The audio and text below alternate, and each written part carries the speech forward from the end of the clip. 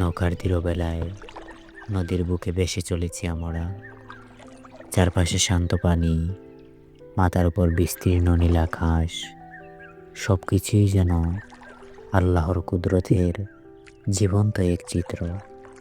আল্লাহ রব্বুল আলামিন কুরআনে বলেন, ওয়াহুয়াল্লাযী সাখখারা লাকুমুল বাহর, তিনি সমুদ্রকে তোমাদের জন্য অনুগত করেছেন। হালকা বাতাস এসে গায়ে লাগছে, মন প্রশান্ত হয়ে যাচ্ছে।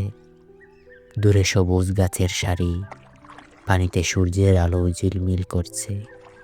প্রতিটি ঢেউ যেন তাসবিহ পাঠ করছে, রবকে স্মরণ করছে। সুবহানাল্লাহ, সুবহানাল্লাহ।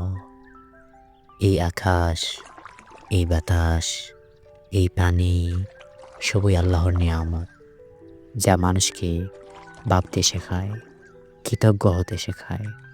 এই ভ্রমণ শুধু চোখে নয়, হৃদয়কেও মনে করিয়ে দেয় আমরা যেখানেই যাই, যে দৃশ্যই দেখি, তাতে আছে রব্বুল আলামিনের মহা নিদর্শন। আর আল্লাহ রব্বুল আলামিন বলেন, ফাবিআইয়ি আলাই রাব্বিকুমা তুকাজ্জিবান,